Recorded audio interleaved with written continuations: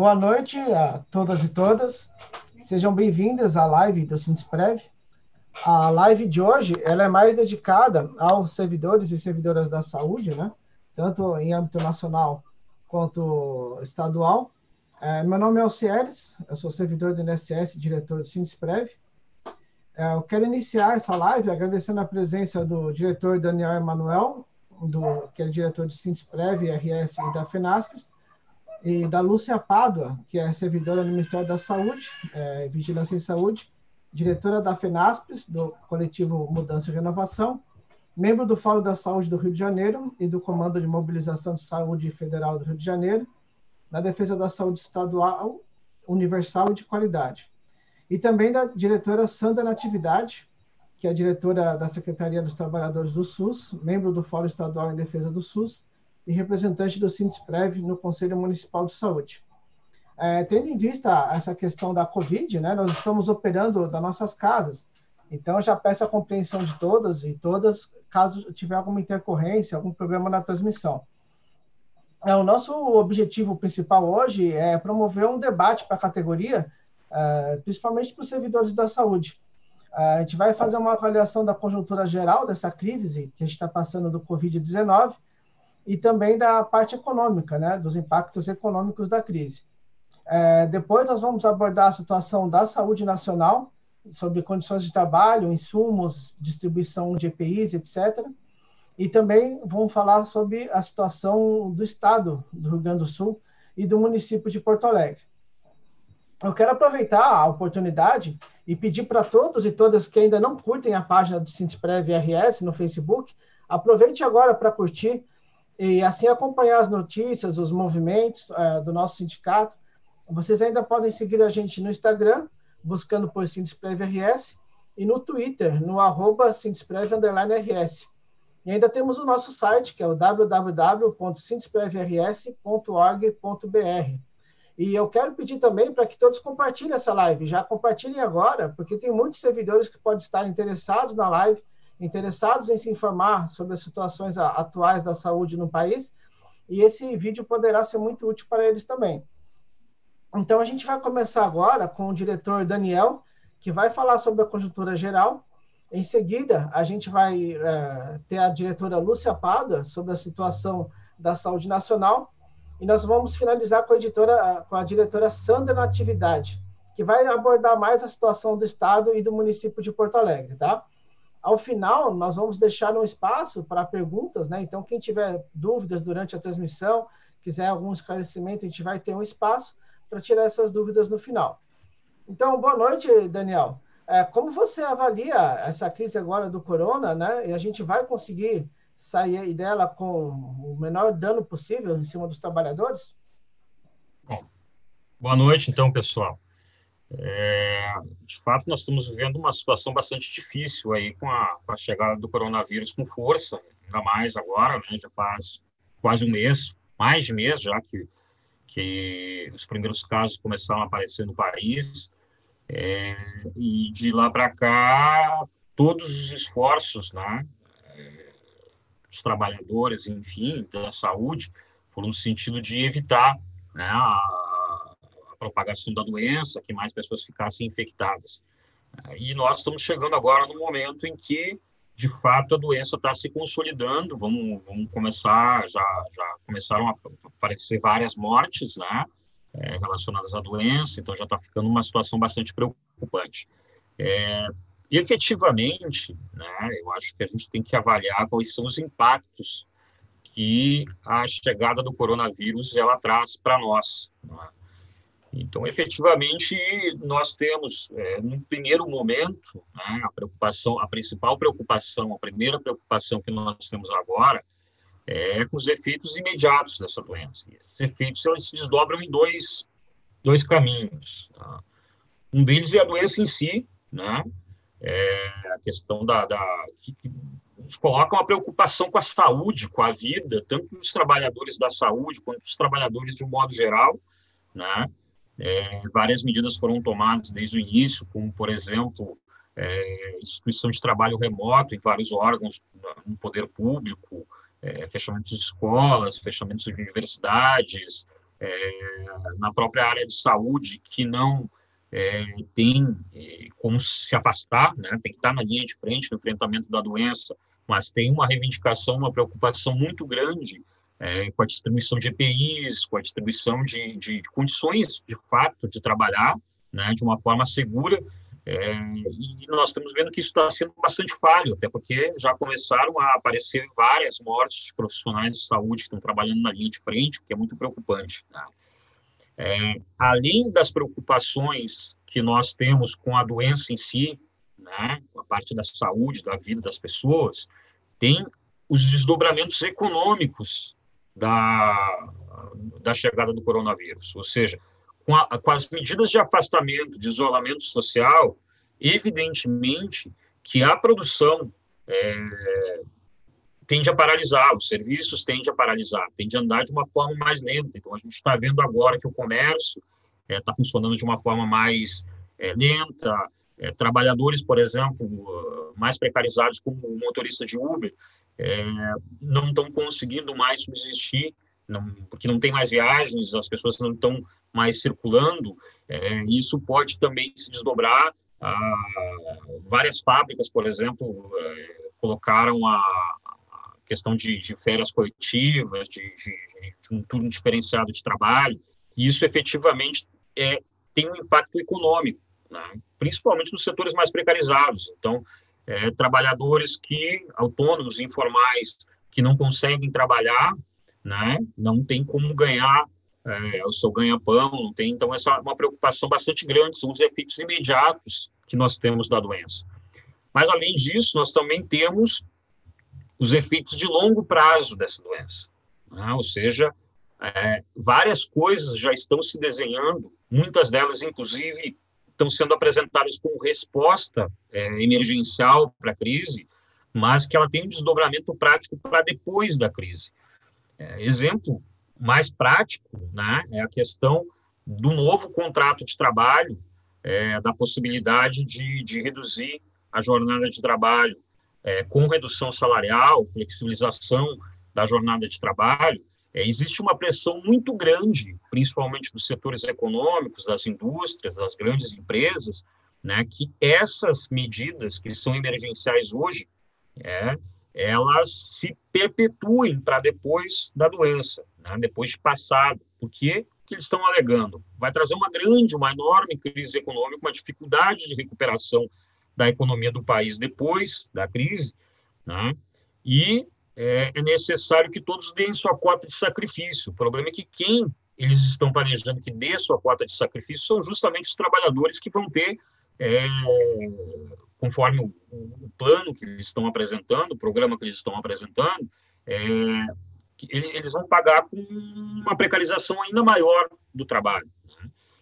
Isso dos trabalhadores em geral. Nos trabalhadores do serviço público não vai ser diferente, porque, embora nós, servidores públicos, tenhamos um contrato de trabalho diferenciado, né, com uma série de garantias, como, por exemplo, a estabilidade de emprego, coisa desse tipo, sempre o serviço público segue a lógica dos trabalhadores em geral. Então, se há uma precarização, uma flexibilização do trabalho em geral, é evidente que tudo isso que está sendo planejado também vai ser, ou vão tentar implementar, os servidores públicos. Né? Então, nós estamos diante de uma grande mudança de paradigma aí nos serviços, né? E a própria forma como os serviços públicos são prestados.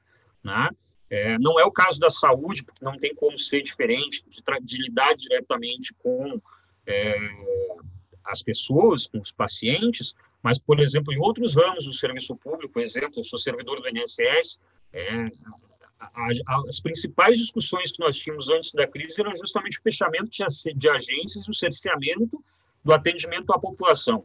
Essas medidas, que eles tinham muita dificuldade de implementar antes da crise, né, antes da chegada da epidemia no país, eles estão implementando agora como medida emergencial. E é óbvio que eles vão querer, o planejamento do governo é querer perpetuar isso também. Então, a própria forma de prestação dos serviços públicos, elas tendem a ficar mais restritas, não é?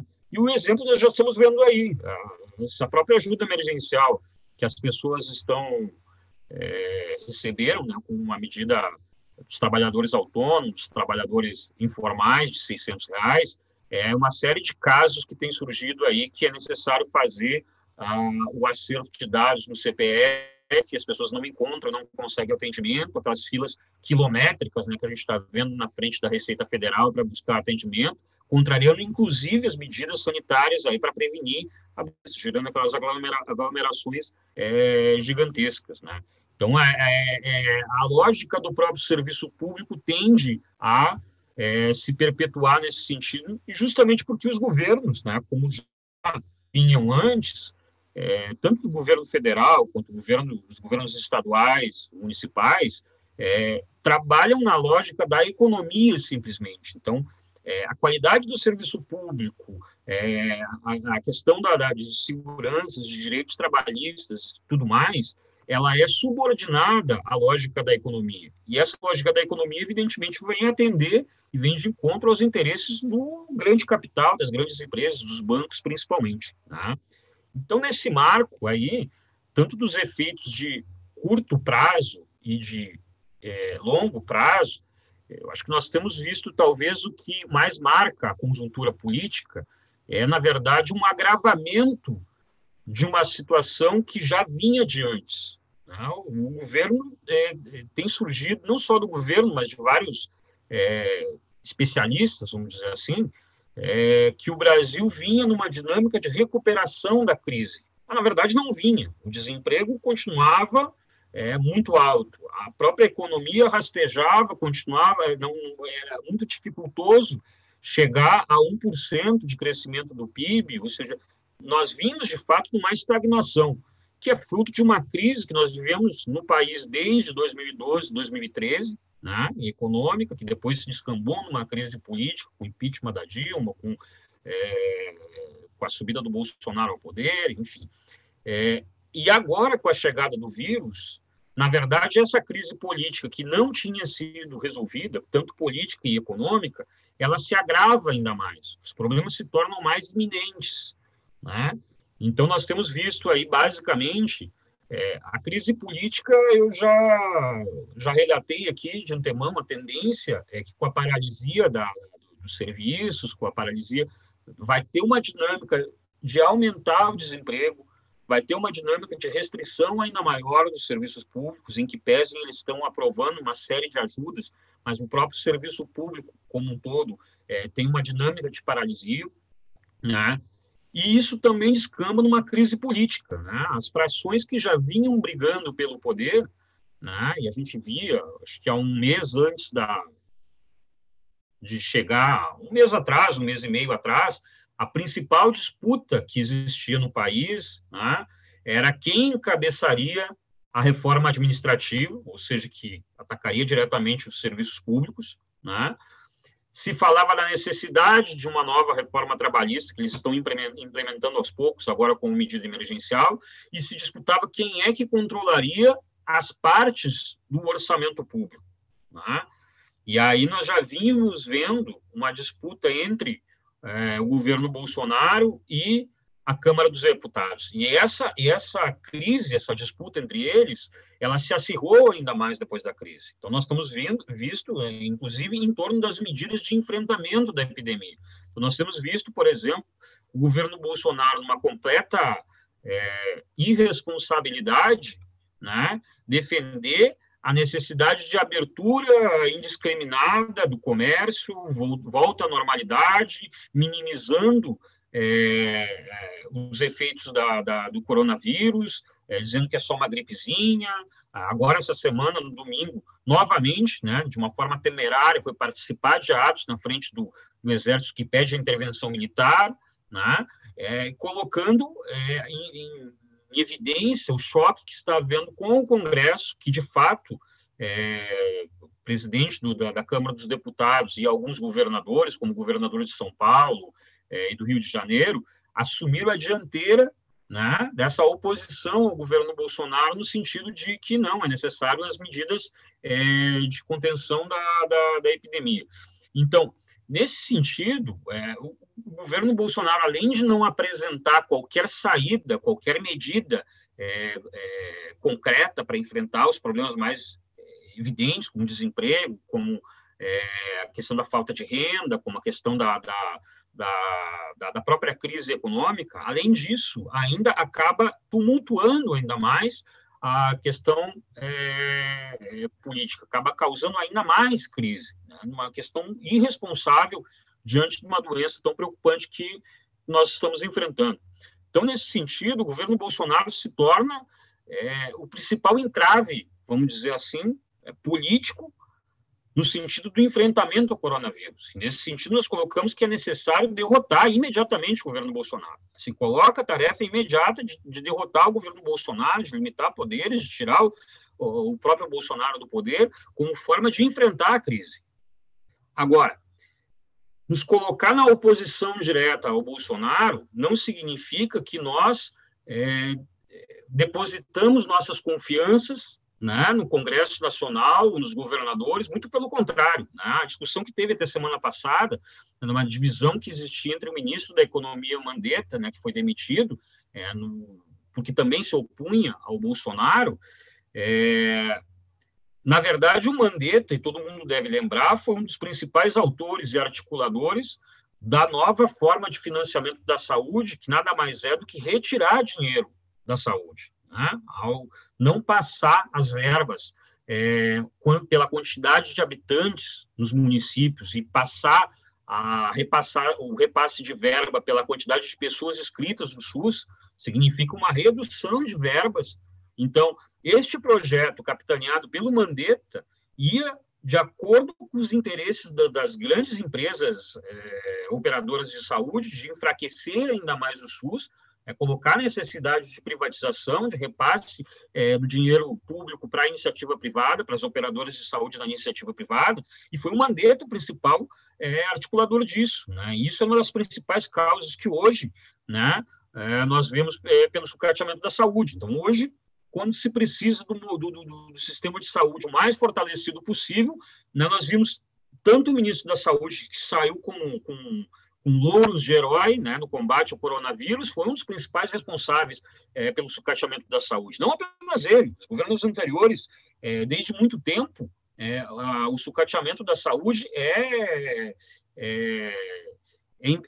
implementado, né, não só nos governos federais, os governos estaduais, governos municipais, aqui do Rio Grande do Sul, um exemplo disso, né? Tivemos, durante os últimos governos, o atraso nos repasses de saúde, atraso dos salários dos profissionais de saúde, e tudo isso contribui, né, para o sucateamento do sistema de saúde. E o próprio Congresso Nacional também estava empenhado nisso, porque não teve nenhuma medida, muito pelo contrário, né, sempre apoiaram medidas de restrição dos gastos públicos, dos investimentos públicos, como é o caso da Emenda Constitucional 95, que limita, né, os investimentos públicos. Aí. Isso foi adotado e apoiado por essa Câmara dos Deputados, que inclusive está aí, vários deputados estão aí, e mesmo os novos que entraram seguiram apoiando e a manutenção, inclusive, deste limite de gastos públicos.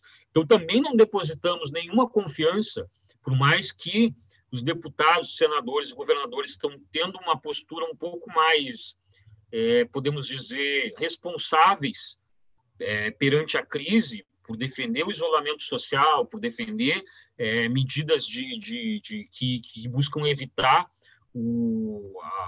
a propagação do vírus, e também estarem implementando medidas como ajuda emergencial, essa dos R$600, está se falando de aumentar, inclusive, essa ajuda, e outras medidas nesse sentido, de liberação do PPC, por exemplo, de garantir renda, até porque essas medidas de garantir renda e mesmo de proteção da saúde, elas estão de acordo com os interesses do grande capital, das grandes empresas. Porque, por exemplo, se houver um agravamento da saúde pública, que muitas pessoas já vão morrer, né? Mas se houver uma quantidade desenfreada de pessoas mortas, de pessoas adoecidas, isso enfraquece tanto do lado dos consumidores, vão ter menos consumidores para consumir, enfraquece tanto do lado dos trabalhadores, porque vão ter menos trabalhadores para trabalhar para eles. Não é? Então, é de interesse deles. Ao mesmo tempo que as ajudas emergenciais que estão sendo oferecidas aí para os trabalhadores informais, nada mais é do que um interesse do capital, do grande comércio, por exemplo, de manter ainda a economia funcionando, é uma necessidade deles, e por isso estão fazendo. Não é porque viraram humanistas agora, que deixaram os interesses econômicos de lado, isso é uma retórica muito falha. Pelo contrário, eles estão dando essas ajudas na lógica deles humanitária justamente para manter os interesses econômicos deles, de certo modo, a economia funcionando. Agora, isso tem um limite, evidentemente, né? Então, me parece que, para mim não me estender muito aqui, eu acho que diante da situação toda que está colocada, nós temos que nos colocar, nós temos que derrotar o Bolsonaro, mas, ao mesmo tempo, não podemos depositar nenhum tipo de confiança no Congresso, no Parlamento, nem nos governadores, né? E parece que uma alternativa tem que ser construída pelos próprios trabalhadores. Né? Dizer o seguinte, eu acho que essa alternativa ela tem que estar calçada em duas questões essenciais. Né? A primeira questão é os problemas imediatos. Né? Nós temos que batalhar para garantir a questão da saúde, da vida dos trabalhadores. Isso importa, por exemplo, na parte da saúde, depois os colegas vão colocar aqui, de fato garantir equipamentos de proteção, né, para que esses trabalhadores que estão na linha de frente consigam executar da forma mais segura a proteção, curar as pessoas, tratar as pessoas, né, não só do coronavírus, porque as outras doenças ainda persistem, né, não só também os profissionais de saúde, porque todos os profissionais que estiverem na linha de frente têm que estar com os equipamentos de proteção, têm que estar seguros para poderem trabalhar. E a questão de sobrevivência, né? Nós temos que, de certo modo, garantir o funcionamento da economia, e quando eu digo funcionamento da economia, a garantir a produção de medicamentos, garantir a produção de equipamentos hospitalares, garantir o transporte, a logística disso, garantir a produção e distribuição de alimentos, né, da forma mais organizada possível. Isso é uma coisa que importa, às vezes, em contrariar determinadas práticas que o mercado desenvolve. Né? Mas, ao mesmo tempo que a gente está preocupado com essas questões mais imediatas, mais urgentes, né, que a própria epidemia nos coloca, nós também temos que começar a discutir questões mais além, são mais estratégicas, que já estão desde hoje em disputa. Né? Uma delas é a questão da reestruturação do trabalho e dos próprios serviços públicos. Né? As formas e o regime de trabalho que nós estamos sendo colocados hoje, né? Nós temos que discutir de que forma isso se vai se protelar ou se não vai, como é que vai se organizar o trabalho daqui para frente, os próprios serviços públicos. Né? E, nesse sentido, acho que uma das coisas muito importantes em relação ao SUS, como é o tema aqui dessa conversa, eu acho que, mais do que nunca, se mostra a importância da saúde pública para a vida das pessoas, porque é justamente o sistema público de saúde que está garantindo o enfrentamento ao coronavírus. Agora, ele é muito insuficiente. Então, nesse sentido, acho que, mais do que nunca, nós também temos que defender uma bandeira que nós sempre trouxemos, mas eu acho que se coloca mais necessária hoje, a questão da estatização de todo o sistema de saúde. Né? Que todos os hospitais, que todos sejam, de fato, públicos, né? Com trabalhadores públicos, com organização pelo serviço público. Né? Isso também é uma forma de fortalecer a universalização da prestação de serviços de saúde.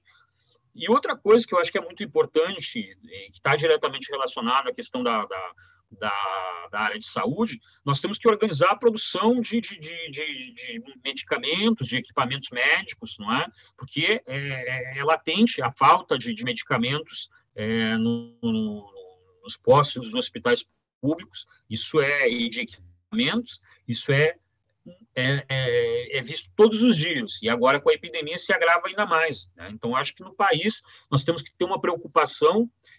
Por exemplo, está se gastando milhões e bilhões, na verdade, com a importação de equipamentos médicos, por exemplo, que poderiam ser muito bem produzidos aqui.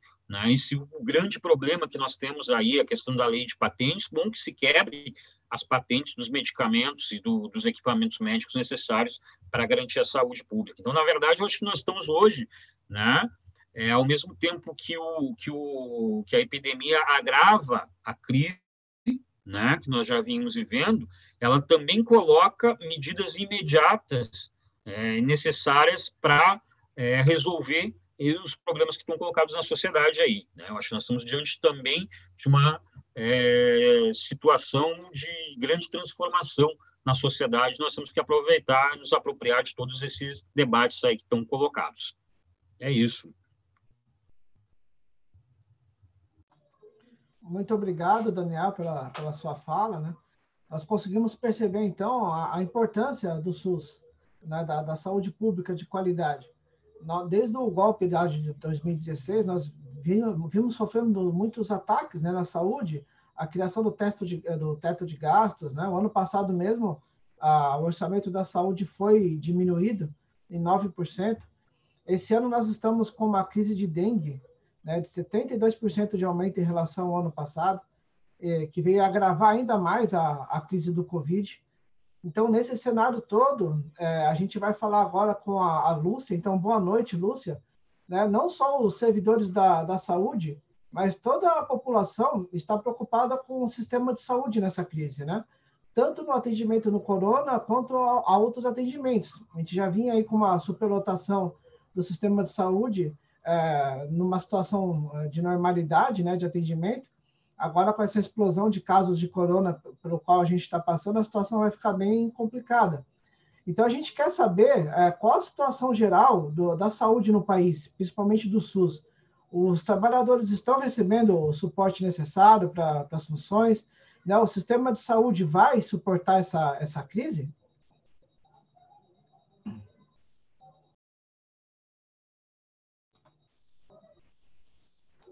Ô, Lúcia, só abre o microfone, ele está fechado, por favor. Boa noite. Abriu? Abriu? Abriu, está funcionando, pode falar. Boa noite a todos, né? Boa noite, Daniel, boa noite, Sandra, boa noite, Tiago, boa noite a todos aí do Sindicato do Rio Grande do Sul. Gostaria de agradecer o convite do Sindesprev do Rio Grande do Sul para participar dessa live, para falar um pouco sobre a situação da saúde no Rio de Janeiro e no Brasil. E antes de dar sequência, eu gostaria de pedir licença aos colegas, aos companheiros, para fazer uma homenagem a todos os meus companheiros, meus colegas de trabalho da saúde, que estão na linha de frente dessa guerra e que estão perdendo as suas vidas, né? Homenagem ao meu amado companheiro Mauro Cataldi, enfermeiro, presidente da Associação dos Servidores do Hospital de Ipanema, que faleceu. Ontem, mais uma notícia triste, o meu companheiro Paulo faleceu da Vigilância em Saúde também, faleceu vítima do coronavírus. Agora à tarde eu recebi mais uma notícia de um outro colega do Hospital do Andaraí também, que faleceu vítima do coronavírus. Eu gostaria de fazer uma homenagem em memória a todos esses combatentes pelo SUS que estão na linha de frente dessa guerra e foram colocados nessa guerra sem nenhuma proteção, sem nenhuma preparação, sem nenhuma treinamento, sem nenhuma condição de estar na linha de frente dessa guerra, mas nós estamos lá. Esses colegas estão lá combatendo para defender a saúde a todos, a defesa do SUS, em defesa do Serviço Público de Saúde. Bem,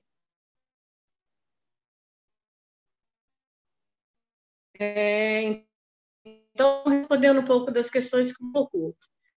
Dizer, a saúde pública, o Brasil é um país de mais de 200 milhões de brasileiros.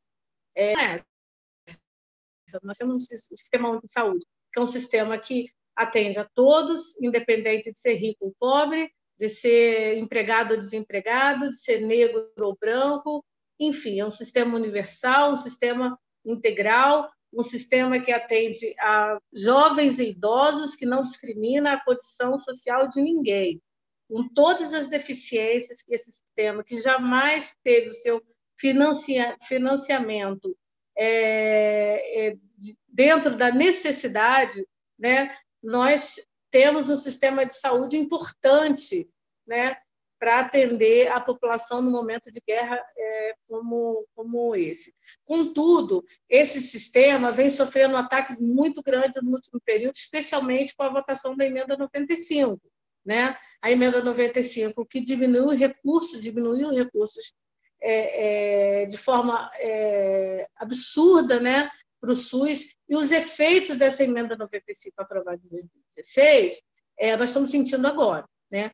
Aqui no Rio de Janeiro, por exemplo, como o Daniel já citou, né, a mudança do critério de financiamento da atenção básica gerou a demissão de mais de 5 mil profissionais de saúde, de diminuição drástica de equipe de saúde da família, gerou que centenas de milhares de profissionais de saúde ficassem sem salários, com vínculos precários, e é nessa conjuntura, né, que a epidemia do coronavírus chega no Rio de Janeiro, com a atenção primária desarticulada, né, precarizada, com falta de profissionais na necessidade da população, a rede estadual de saúde também extremamente precarizada, né, também sofrendo com a falta de profissionais, trabalhadores com vínculos precários, com salários de meses atrasados. Nós temos ainda profissionais de saúde no Rio de Janeiro, né, que ainda não receberam o 13º de 2019, né, com vínculos precários enfim, com salários atrasados e tudo mais. Essa é a realidade, né? No âmbito da rede federal, né, no Ministério da Saúde do Rio, tem uma rede de hospitais federais que atende a alta e a média complexidade. Esses hospitais vêm sofrendo um processo de sucateamento há muito tempo. Nos últimos 3, 4 anos, esse processo vem se acelerando, né? Existe uma crise de recursos humanos dentro dessas instituições muito grande. Nós temos aí uma média de um déficit de profissionais de em torno de 8 a 10 mil profissionais especializados em tratamento de queimadas graves, em cardiopatias graves, hospitais que fazem transplante de órgãos, são hospitais que têm um papel estratégico no SUS no Rio de Janeiro, mas que vem sofrendo com a política de desmonte do último período, especialmente pela falta de recursos humanos. Então, além de todas essas situações todas, nós temos na rede federal hoje um quantitativo de quase 50% de trabalhadores da rede, que são trabalhadores com contratos temporários e que, até hoje, que têm esses contratos por vencer agora no final de maio, e que o Ministério da Saúde, até o momento, não conseguiu autorização, segundo as informações da própria equipe do Ministério da Saúde, autorização do Ministério do Planejamento para renovar esses contratos desses trabalhadores. Ou seja, no final de maio, o que já é uma situação trágica ainda pode piorar, né? Que é uma possibilidade do Ministério da Saúde ter que dispensar quase 50% do seu quantitativo de profissionais da rede federal daqui do Rio, que é uma rede fundamental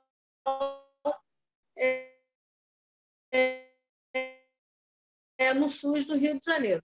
Bem, dito isso, os trabalhadores não têm. Hoje, o Rio de Janeiro é parte da realidade no Brasil. Profissionais de saúde estão sendo jogados na linha de frente sem nenhuma proteção.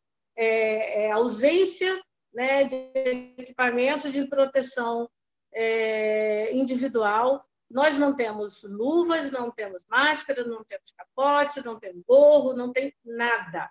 É uma luta diária, é uma situação dramática no dia a dia para que se consiga os trabalhadores. Faltam sabão, faltam gel, para fazer um mínimo de higiene para que esses trabalhadores possam proteger as suas vidas, né, para continuar atendendo a população. Essa luta nós já fizemos, as entidades que representam os trabalhadores, os sindicatos, os movimentos sociais, já conseguimos seguidas decisões judiciais, já fizemos vários interpelamentos municipal, diversos órgãos de controle, mas os equipamentos de proteção não chegam na ponta para proteger a vida desses profissionais que estão lá protegendo a vida da população. Então, todo dia é um drama, o telefone não para de tocar, as pessoas ligando, ajuda a gente, faz alguma coisa, denuncia, nós estamos aqui, não tem nada. Hoje não tem sabão, hoje não tem álcool gel, a máscara não chegou, os capotes que chegaram são de baixa qualidade, não dá proteção a esses trabalhadores. Essa é a realidade que nós estamos vivenciando aqui no dia a dia, né? Soldados que foram jogados na linha de frente de uma guerra e que não tem nenhuma proteção, né, para poder fazer essa guerra. Então, essa demanda pode parecer uma questão corporativa, mas não é corporativa, né? O profissional de saúde que está lá na linha de frente, não resguardar a sua integridade física, ele vai ficar doente, ele vai se afastar, ele vai morrer e quer no hospital. Quem vai cuidar do pedreiro, do bancário, da população que vai adoecer, né, com essa situação? Então, é premente que as instituições públicas, que o Estado, o Daniel tocou um pouco nessa questão, né? Não adianta a gente ficar brigando apenas para comprar a EPI da China, né? O mundo inteiro está demandando EPIs da China. O poder público, o Estado, inclusive aqui, agora à tarde eu conversava com um companheiro de uma entidade sindical, o Sandro, da CNTSS, e de outras entidades também, que já tiveram reuniões aqui com instituições da saúde, do governo do Estado, da Firjan, cobrando que o Estado tome providência no sentido de prover as unidades de saúde dos equipamentos básicos para proteger esses trabalhadores, né? E buscar dentro do próprio Estado do Rio de Janeiro, buscar fábricas que possam converter a sua produção para produzir respiradores, buscar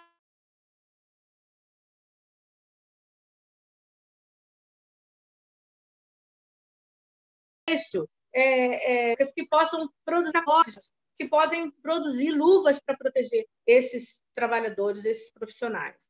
Então, é preciso que medidas efetivas sejam tomadas para resguardar esses profissionais que estão na ponta, para resguardar a saúde e a integridade desses profissionais que estão na ponta. Então, é uma situação caótica que nós estamos vivendo no Brasil. O Rio de Janeiro é um estado que já vinha com a situação da saúde colapsada há muito tempo. O caos já estava instalado aqui no Rio. A pandemia só veio agravar ainda mais uma situação de desassistência que a gente já vivenciava aqui no nosso estado e no país, e no Brasil.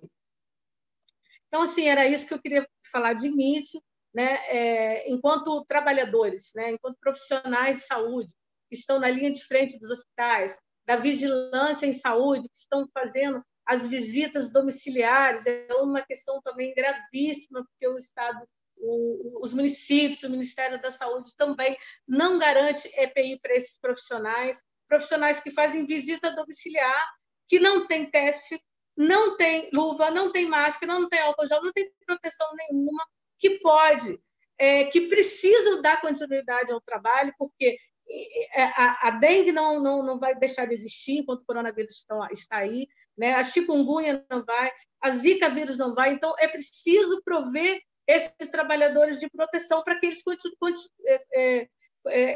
dê continuidade ao seu trabalho, Porque, se não for dessa forma, esses trabalhadores podem ser agentes disseminadores do vírus, na medida em que têm contato diretamente com a população nas visitas domiciliares. Então, é um conjunto de situações que nós estamos vivendo, né, que o país inteiro, que o mundo inteiro está vivendo. Né? A gente sabe que existe uma situação real, a falta de EPIs. Né? Isso não é um problema do Rio, nem do Brasil, isso é um problema que o mundo hoje está vivendo, mas é preciso que o poder público, né, construa saídas emergenciais alternativas. Por exemplo, aqui no Rio, nós já temos notícia de que pelo menos 2 escolas de samba giraram os seus ateliês de confecção de fantasias para produzir capotes, para produzir máscaras. Então, são alternativas que podem ser buscadas para melhorar essa situação do provimento de EPIs, para que os profissionais tenham condições, né, de continuar na linha de frente com o mínimo de proteção. Os riscos sempre vão acontecer. O risco, né, vai continuar, mas nós temos e precisamos, o poder público precisa de minimizar esses riscos desses profissionais que estão na linha de frente. Uma outra questão também que eu gostaria de citar é sobre a questão do adicional de insalubridade. Né? Existem projetos de lei que estão tramitando, né, na Câmara Federal para que aumente o adicional de insalubridade do combate ao Covid-19, mas enquanto o Ministério da Saúde, a gente fez uma conversa com alguns diretores hoje e ontem, no sentido de que a gente vai fazer um requerimento administrativo para que seja aumentado dentro do limite da lei, que é 20%, né, do adicional de insalubridade, que não é nada mais justo, né, para minimizar, né, o dano a que esses trabalhadores estão vivendo. Isso é uma providência imediatamente para os servidores do Ministério da Saúde. Né? Isso é uma providência importante que a gente precisa de ver. Uma outra questão também é que, felizmente, essa medida foi modificada, né, ontem pela coordenação do núcleo do Ministério da Saúde aqui no Rio de Janeiro, que é o quê? Que é, no momento de uma crise humanitária, uma epidemia, um nível de contaminação absurda de um vírus que é muito fácil ser contaminada, o Ministério da Saúde adota uma medida, né, que é de fazer voltar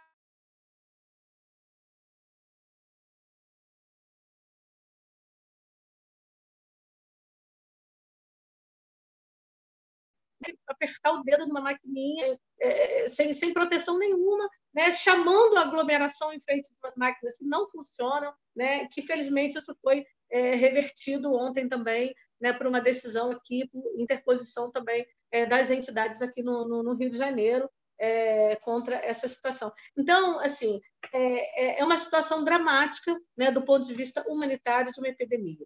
Agora, essa guerra, desse enfrentamento com essa doença, tem os seus soldados. Os soldados são os profissionais que estão na linha de frente. E esses soldados estão na frente dessa guerra sem nenhuma proteção. Esse é um dado da realidade. E a gente precisa de seguir uma cobrança enfática, né, ao poder público que garanta o mínimo de proteção para os trabalhadores da saúde ter condição de continuar cuidando da população.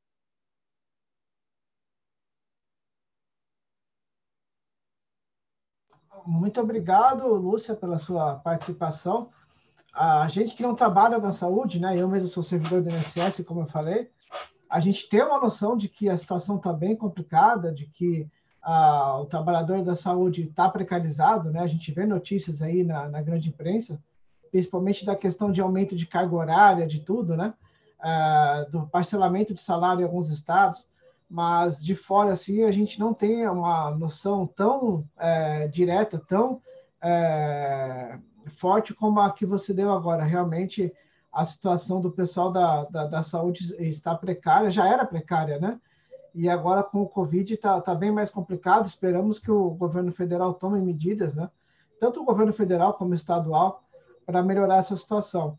Um governo federal que ainda está chamando a Covid de uma gripezinha e não dando o real valor e a real urgência para o que está acontecendo.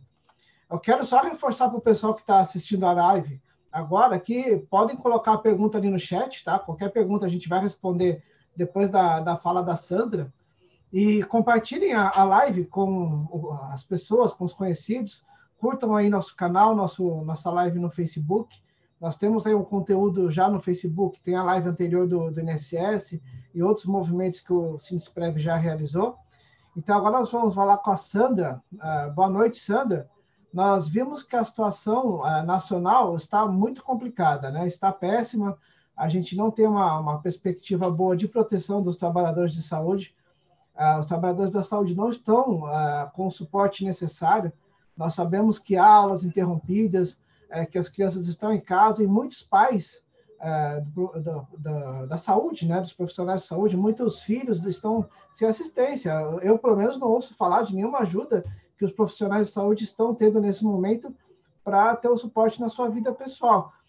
E a gente sabe que o estado do Rio Grande do Sul é um estado que já estava passando dificuldade financeira nos últimos anos. Estava com salários parcelados, assim como Minas Gerais, como Rio de Janeiro. E eu quero saber assim, como está a situação no estado do Rio Grande do Sul. Essa crise do estado, ela está pior do que a média nacional? Está melhor? Como é que está a situação aqui dos trabalhadores da saúde do estado?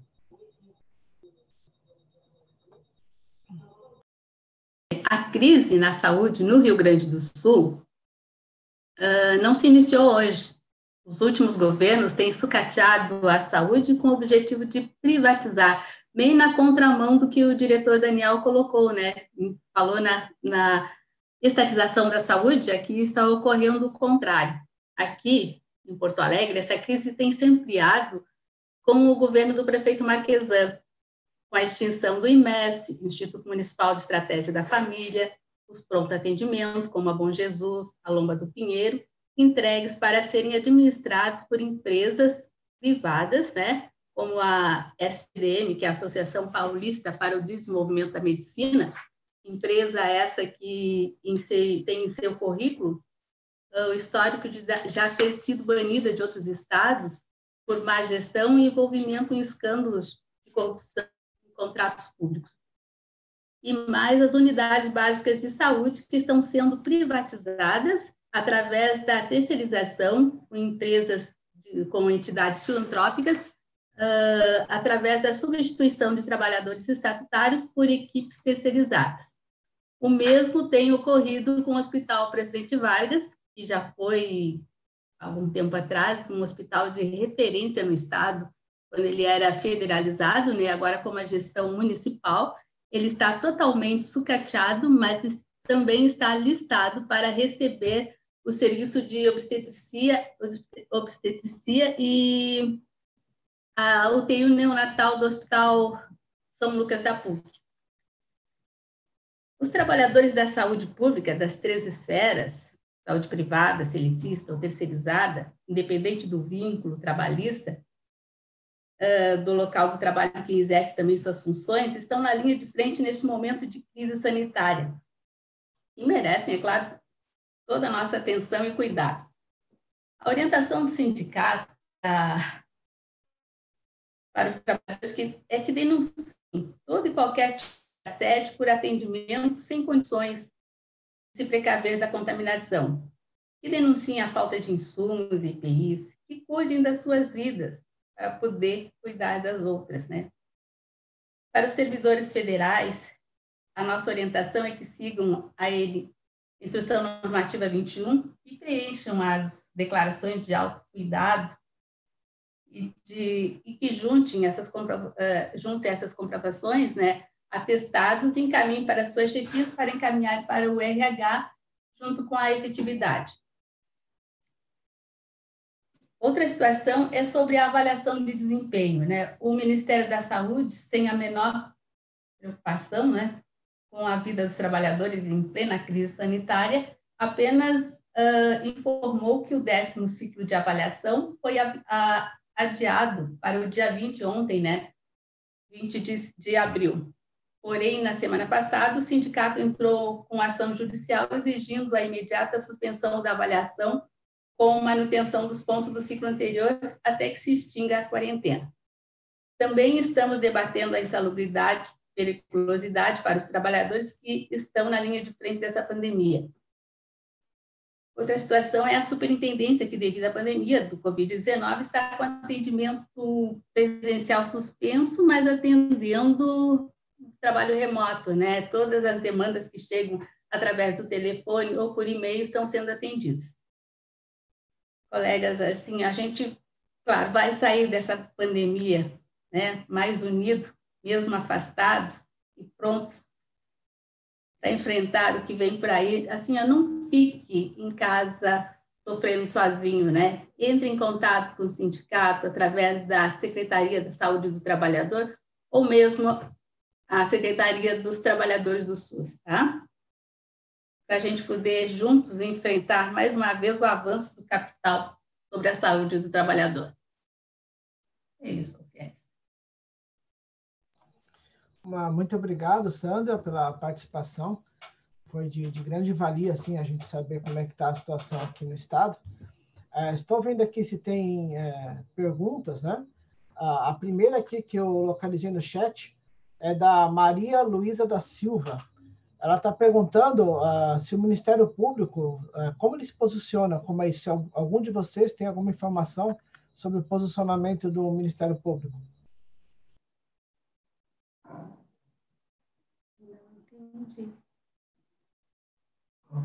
Posso tentar responder? Não, gente, assim como todos os órgãos governamentais que não sejam o Bolsonaro, propriamente dito, né? Porque há um acordo geral de todos os órgãos governamentais, Judiciário e o próprio Ministério Público, de defender essas medidas de proteção dos trabalhadores, né? Tirando o Bolsonaro. O Bolsonaro está preocupado com outra coisa, né? Agora, nós temos que ver efetivamente o que fazem para isso. E esse é o problema. O que a Lúcia relata aqui, o que a Sandra relataram, todos os órgãos governamentais não estão, de fato, implementando as medidas necessárias, não estão dando equipamentos de proteção para as pessoas, estão cobrando produtividade, avaliação de desempenho, estão condicionando, ou seja, como se a doença não existisse, né? E o Judiciário não se difere disso, o Ministério Público não se difere disso. Então, embora exista um discurso por parte do Judiciário e do Ministério Público que defender a vida, defender a saúde das pessoas, etc., etc., etc., até agora não se tomou nenhuma medida efetiva para garantir isso, não é? Parece que o Ministério Público agora vai investigar essas ações aí de aglomeração que ocorreram no final da semana. Pediram autorização, que envolve deputados e tudo mais, essa aglomeração que tiveram. Então, é a primeira medida efetiva que o Ministério Público tem tomado em relação a isso, né? O que nós estamos vendo, por exemplo, mais relacionados à área de saúde, aí, o Ministério Público aqui no Rio Grande do Sul, a gente vê pelas notícias, tem fiscalizado, vai atrás, vai... O problema é que os problemas continuam, não é? Então, nada efetivamente ainda acontece. Nossos colegas aí, a Lúcia falou de vários colegas que estão na linha de frente, e eu quero também levantar os colegas lutadores que estão na linha de frente, por exemplo, do Sindsaúde, no Rio Grande do Sul, teve toda a diretoria praticamente contaminada pelo coronavírus, né? E uma das principais ações que eles estavam desenvolvendo logo do início da epidemia aqui, e provavelmente por isso foram contaminados, era por conta da garantia de EPIs dos trabalhadores dos hospitais. Então, desde o primeiro momento não tem esse problema aí, tá? E aí nós vemos existe uma pressão, vamos dizer assim, muito grande por parte das empresas de saúde, né, que recebem dinheiro para garantir leitos para o SUS, de que se aumente a tabela do SUS. Ou seja, dizendo que os hospitais privados que trabalham com a grana do SUS, que disponibilizam leitos para o SUS, está tendo um aumento de gastos, a atividade econômica se tornou impraticável e estão aumentando a pressão para cobrar, para aumentar a tabela de repasse de dinheiro, ou seja, de repassar dinheiro público para essa iniciativa privada. Eu vi que alguém comentou aqui no chat também que em São Paulo tá se pagando milhões ou bilhões, né, para hospitais privados gerenciarem esses hospitais de campanha que estão fazendo. E eu não duvido, não tenho dados aqui no Rio Grande do Sul, mas eu não duvido que várias coisas... Tenho dados aqui no Rio Grande do Sul, por exemplo, que contrataram uma empresa de veterinária, né? Depois o governo voltou atrás, mas contrataram uma empresa veterinária para fazer os testes do coronavírus, né? Com um valor absurdo. Então, o que nós estamos vendo é essa camarilha, vamos dizer assim, né? A gente pode chamar, de gestores, de operadores de saúde, de grandes empresas operadoras de saúde, se aproveitando da epidemia para exigir, para sugar ainda mais dinheiro público, dinheiro que poderia estar sendo investido para fortalecer a rede pública de saúde. E nada diferente essas empresas que produzem medicamentos, essas empresas que importam, inclusive, esses equipamentos para a rede hospitalar, estão ganhando bilhões, ou seja, os preços subiram muito, e não é só por conta do mercado externo, né, pela procura do mercado externo, mas os especuladores estão se aproveitando de toda a necessidade que existe de equipamentos e de medicamentos para poder ganhar mais dinheiro, não é? Então, é nesse sentido que nós temos que defender medidas enérgicas. O governo devia, as empresas que têm capacidade de produzirem equipamentos médicos, o governo deveria ter uma medida enérgica de tomar essas empresas e produzir equipamentos médicos. A mesma coisa para os medicamentos, né? E aí, em relação aos hospitais, né, a rede de saúde como um todo, o governo devia tomar uma medida enérgica, imediata. Nós temos que estatizar todo o sistema de saúde. É isso. Ou seja, parar de jogar dinheiro pela janela para que um punhado de gente continue enriquecendo as custas da população, se aproveitando da doença, do sofrimento, tanto dos profissionais de saúde quanto da população em geral, né, para enriquecer um punhado de pessoas. Então, temos que... a batalha é pela estatização do sistema de saúde, né, e garantia de saúde para todas as pessoas, assim como a garantia dos equipamentos e dos medicamentos de saúde. E eu não vejo, né, voltando ao Ministério Público, o Ministério Público sendo defensor de medidas ousadas nesse aspecto. Muito pelo contrário. Está muito tímida a postura do Ministério Público, e junto, né, com o Judiciário, eu acho que o Ministério Público tem um posicionamento de defender esse status quo, o modo como funciona agora esse relacionamento aí dessas camarilhas, essa exploração aí do dinheiro público, né? Então, eu acho que parte de uma alternativa que só os trabalhadores, tanto os trabalhadores da saúde, eu acho que tem a grande possibilidade de estar na linha de frente, quanto a sociedade, os trabalhadores em geral, são bandeiras aí que têm que ser encampadas a partir de agora. Obrigado, Daniel. Temos uma pergunta aqui do SSM Souza. Ele está perguntando aqui: sou do grupo de risco por comorbidades e o Ministério da Saúde quer que trabalhe. Mesmo assim, como se colocar nessa situação? Acho que seria uma pergunta mais direcionada aí à Lúcia ou à Sandra, se alguma das duas quiser se colocar nessa situação, por favor. Esse que tem 60 anos? Não tem. Ele só está relatando aqui que tem comorbidades, né? Deve ser alguma doença que eu coloque no grupo de risco, né? E está alegando aqui que o Ministério da Saúde quer que ele trabalhe do mesmo jeito. O que ele pode fazer nessa situação? Ele tem que entregar, como eu falei, preencher entrar em contato com o seu RH e inscrever-se na autodeclaração, né, de saúde, na Instrução Normativa número 20, né? E preencher aquela normativa e enviar para o seu RH, né? E fazer contato com a sua chefia, né? Certo, Sandra, obrigado. A Lúcia quer dar alguma colaboração nessa pergunta, não? A efetividade desse documento do Ministério da Saúde, onde ele classifica, né, o perfil do trabalhador de risco, né, mais de 60 anos, com comorbidades e tal, e exigir a efetividade, né?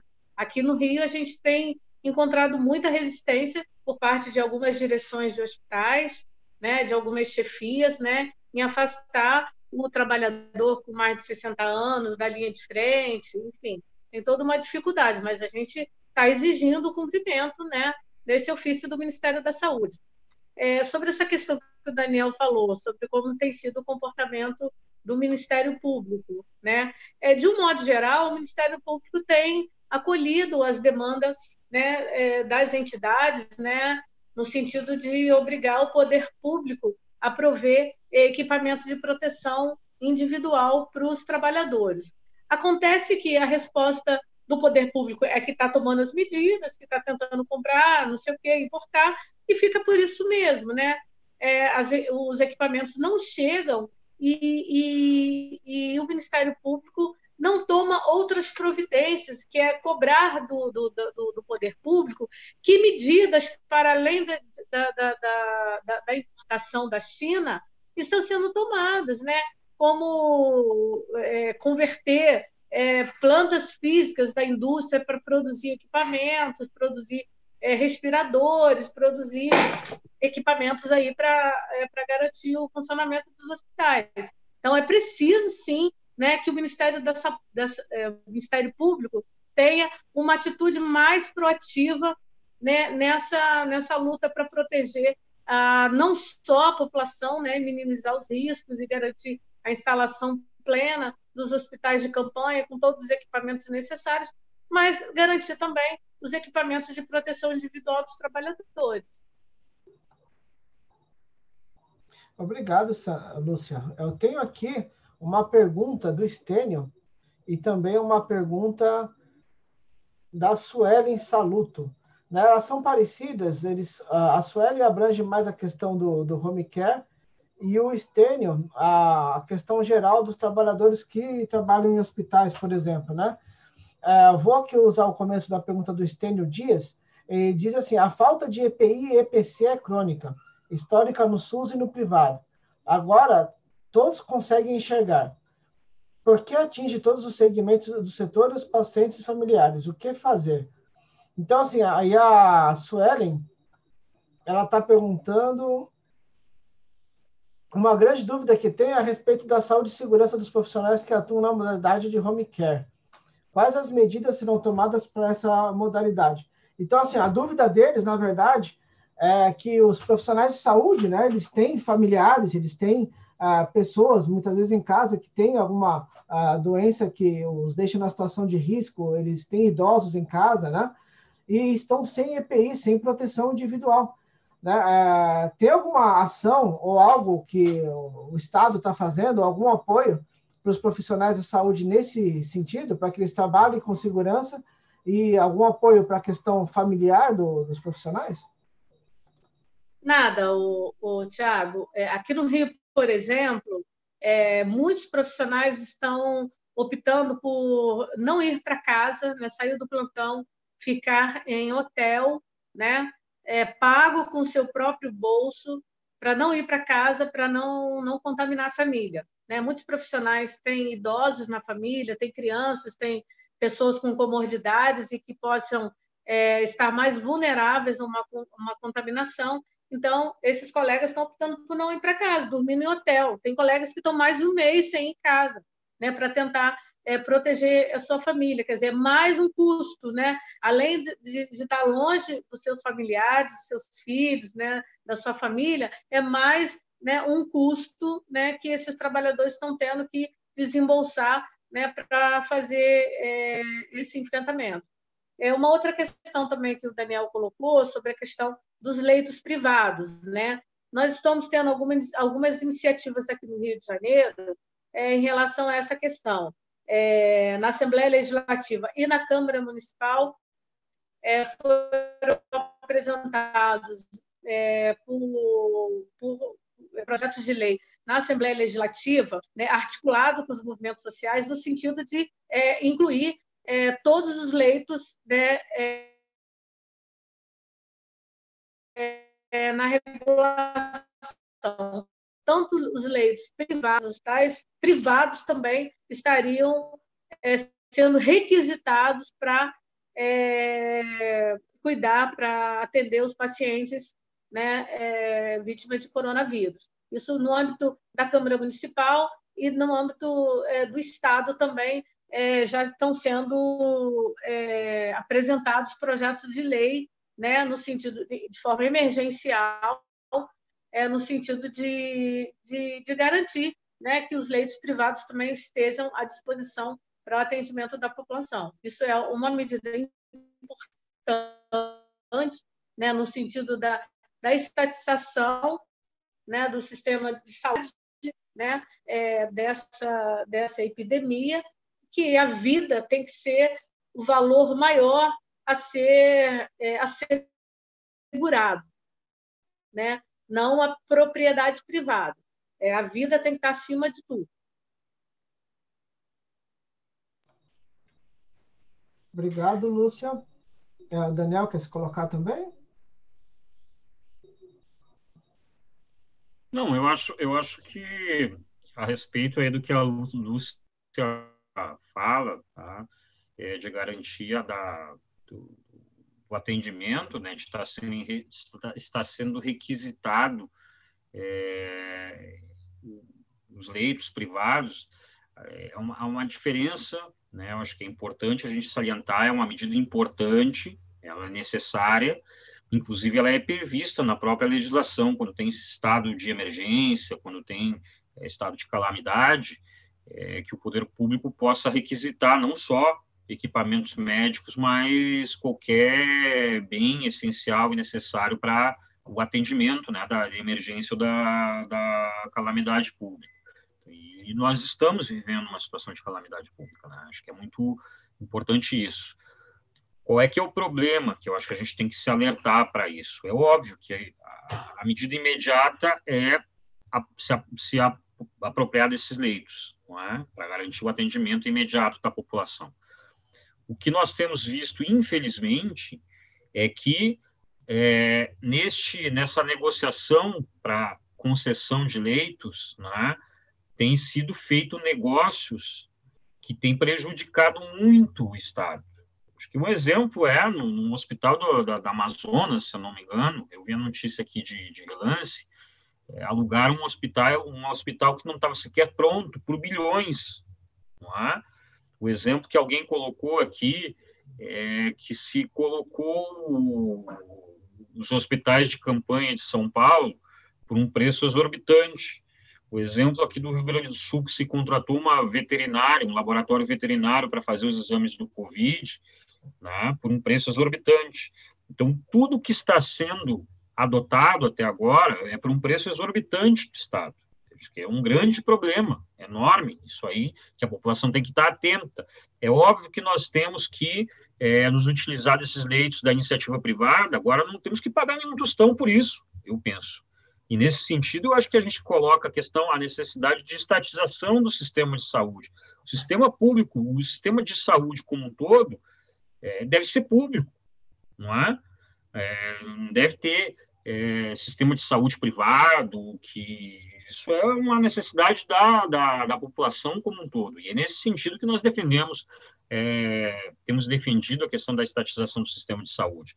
E a mesma coisa, a pergunta anterior aqui, que foi feita em relação aos EPIs, que foi feita, hoje está se vendo um problema que sempre teve nos hospitais. Eu não sou não sou trabalhador da área de saúde, né? Eu ouço comentar, mas ficou de fato muito mais evidente, porque os casos de contaminação e contaminação séria têm se proliferado bastante, com óbitos, inclusive, de profissionais de saúde, e me parece que como é que nós vamos resolver o problema dos EPIs? Nós temos que produzir EPIs. Olha, que história é essa de comprar máscaras na China? O Brasil não tem capacidade de produzir máscaras. cirúrgicas. Nós somos, sei lá, um dos maiores produtores, eu não sei exatamente o que é a matéria-prima disso, mas eu acredito que não seja coisa tão exorbitante. Nós somos os maiores produtores de celulose, que eu acredito que deve estar na composição dessas máscaras, enfim. O Brasil não tem capacidade de produzir máscara cirúrgica. Por que tem que comprar da China pagando um valor exorbitante? Porque toda a produção foi designada para lá, porque nós estamos há 30 ou 40 anos num processo de desindustrialização do país, passando por todos os governos, enfraquecimento da nossa indústria, e agora, no momento que é necessário produzir coisas aqui, nós não vemos. Então, eu acho que talvez por isso que eu falei que a epidemia nos traz grandes riscos, é verdade, mas também nos traz várias oportunidades que nós temos que aproveitar. E uma das oportunidades é retomar a questão da produção industrial, da produção, e eu acho que a produção desses equipamentos de proteção individual, de proteção coletiva, dos equipamentos médicos, de média complexidade, pelo menos, não é? Não sei se nós temos tecnologia para isso, mas isso são coisas que podem ser produzidas aqui no país. Né? A mesma coisa se fala em relação à pesquisa. A pesquisa no Brasil há anos vem sendo cada vez mais massacrada, mais desacreditada, mais maltratada, né?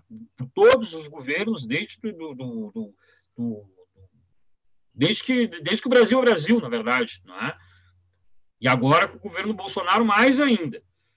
Então, a pesquisa ela é necessária, inclusive, para a produção de cura, de vacinas, de medicamentos, para tratar não só o coronavírus, mas para tratar outras doenças que estão surgindo com força aí. Eu ouço vários profissionais de saúde colocando, para a gente sair um pouco, né, do tema do coronavírus, mas doenças como a malária, como febre amarela, como sarampo, como várias doenças que já tinham sido erradicadas, que já estavam controladas, que estão surgindo com força de novo há algum tempo, não é? E a própria a questão da pesquisa da saúde pública, ela influencia diretamente nisso. Então, eu acho que prova mais do que nunca, né, que essa importância que eles deram e continuam dando, os governantes, de colocar tudo na iniciativa privada, que, na verdade, só visa o lucro, não visa a saúde, não visa os problemas da sociedade, né, apenas o lucro deles. Isso aí está um caminho muito errado, é um caminho que prejudica toda a população. Então, eu acho que a crise nos alerta, nos abre os olhos, né, a epidemia, que é necessário mudar de rumos, é necessário mais investimentos em saúde, mais investimentos públicos, é necessário controlar, de fato, a produção, pelo menos, dos bens essenciais. Então, isso aí eu acho que nos abre os olhos aí para um grande debate que nós temos que fazer, tanto agora quanto para depois da crise, porque eu acho que depois da epidemia, porque a crise vai continuar muito forte, ainda principalmente para os setores trabalhadores aí da sociedade. Obrigado mais uma vez, Daniel. Eu vou aqui ler mais uma pergunta, então, uma última, e vamos para as considerações finais. Tem uma pergunta aqui de Jerônimo da Paz. Qual o procedimento que o servidor da saúde deve adotar em caso de ameaças no exercício da sua função?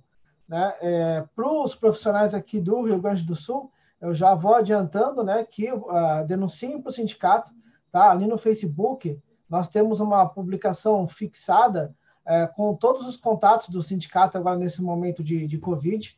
O atendimento presencial está suspenso, né, por motivos óbvios, mas temos ali o contato por telefone, WhatsApp, e-mail, né, tanto da sede quanto das secretarias regionais, tá?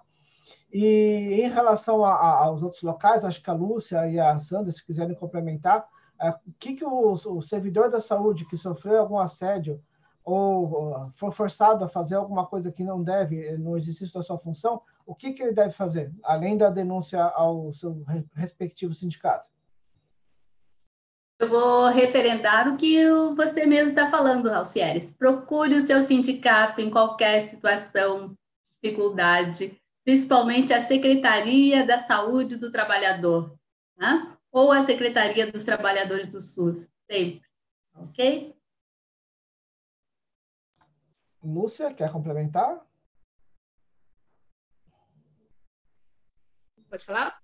Pode. Estava dizendo que no Rio também, né, o Sindesprev aqui no Rio abriu um link, né, para denúncias dos trabalhadores, né, por falta de EPIs, porque esses trabalhadores que vêm a denunciar a falta de equipamentos também estão sofrendo, né, assédio, perseguição. Então, a plataforma Nenhum Serviço de Saúde a Menos também, né, abriu um link, né, para denúncia de falta de equipamentos. O Sindsaúde, aqui no Rio, também, o Sindicato dos Médicos, várias entidades, né, de representação dos trabalhadores, tem, né, a Assembleia Legislativa também, através do deputado Flávio Serafini, também tem depois a gente disponibiliza de novo, né, esses telefones de contato para que as pessoas possam ligar, denunciar. Quem quiser pode deixar o nome, quem não quiser pode fazer anonimamente, né? Ontem nós tivemos uma situação gravíssima aqui, de um plantão inteiro de um hospital que se recusou da enfermagem, não tinha condição de assumir o plantão noturno, né? Porque não tinha nenhum equipamento de proteção. Então a gente ficou a noite toda acompanhando, monitorando a situação. Então é isso, né? Tem que denunciar, né? Não podemos aceitar colocar a nossa vida numa condição de exposição, de risco, né? A nossa vida, a vida do profissional de saúde vale muito, vale como qualquer outra vida. Então, nós temos sim que romper esse medo e fazer a denúncia, né?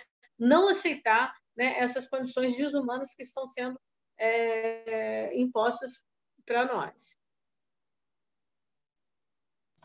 Muito obrigado, Lúcia. Então, agora vamos partir para as considerações finais. Vamos seguir a ordem das falas.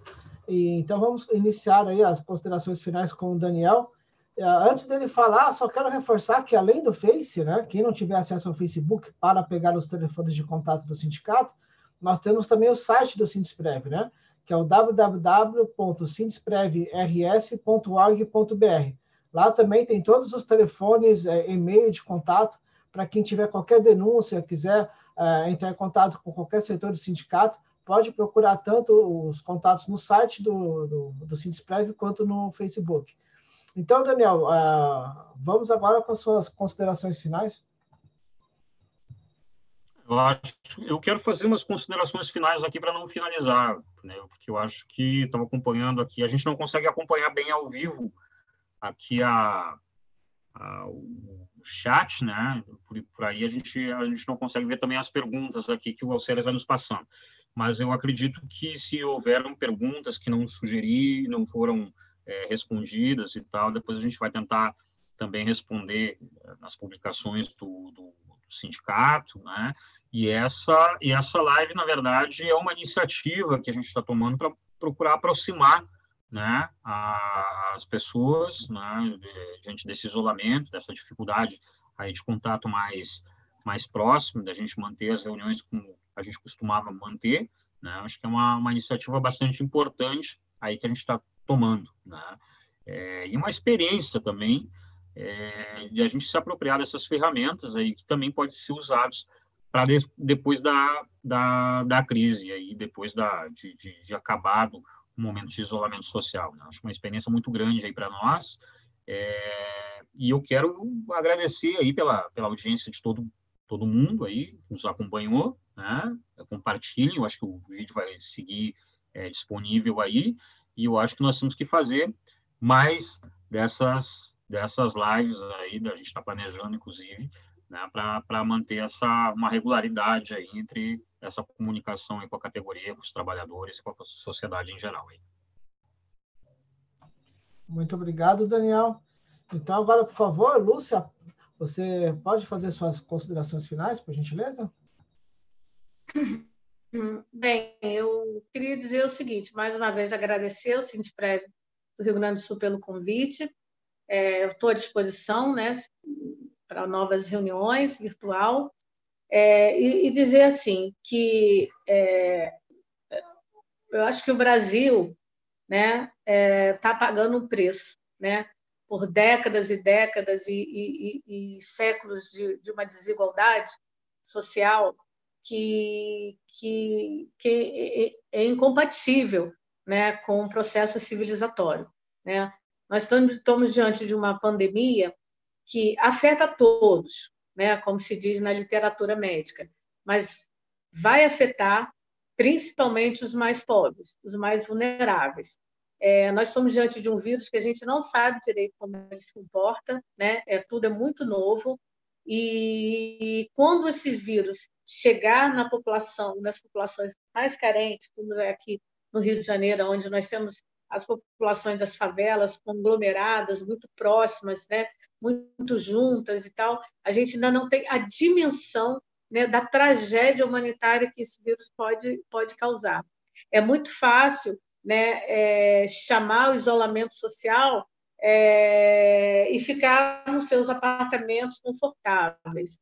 Agora, chamar a população a fazer isolamento social, pessoas que moram 4, 5, 6 pessoas num cômodo ou 2 cômodos, onde o mesmo local onde dorme, que fica durante o dia, enfim, onde não tem água, né, onde essas pessoas não conseguem ficar 2 dias, 3 dias, não tem renda, né, para se manter em isolamento social, porque o que ganha hoje é o alimento de amanhã. Então, tudo isso é muito dramático e tudo é muito difícil de mensurar as consequências disso. Mas a esperança é que, junto com essa tragédia, uma nova perspectiva, né, de relações humanas a gente pode aprender, né? O capitalismo ele tem na sua origem, né, no seu DNA, a desigualdade, a exploração, a opressão, mas eu acho que chegou um momento, né, de dizer que esse sistema não serve para a humanidade.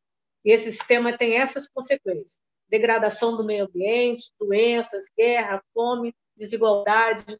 E essa consequência a gente não pode mais aceitar conviver.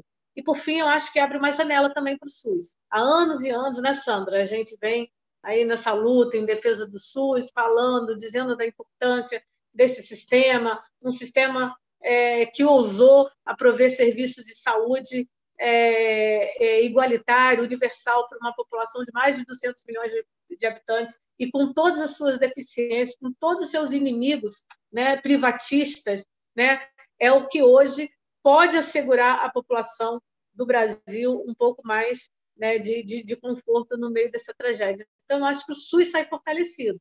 Não na realidade prática lá dentro dos hospitais, mas dentro dos seus princípios humanitários, né? Dentro do valor, enquanto uma política pública essencial para a população brasileira. Então, acho que a gente vai ter muito mais condição, né? E muito mais eco, né, na sociedade depois de toda essa situação para a defesa do SUS. O SUS não tem volta, né? Se atrás tentaram desarticular o SUS,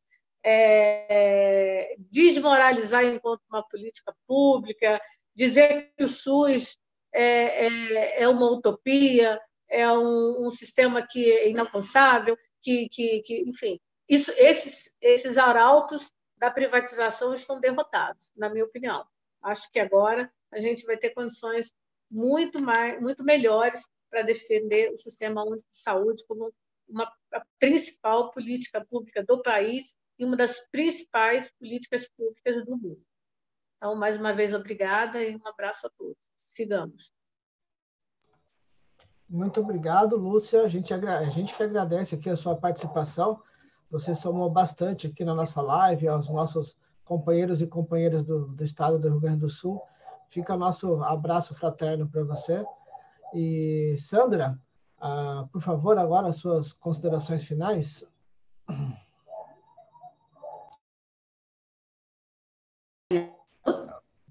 E principalmente a Lúcia, né? Realmente o SUS não tem volta, né? Depois disso, realmente eu faço minhas palavras da Lúcia, né? Não tem volta ao SUS, né? Eu acho que depois disso tudo, a esperança que tem é que possa surgir algo melhor, né?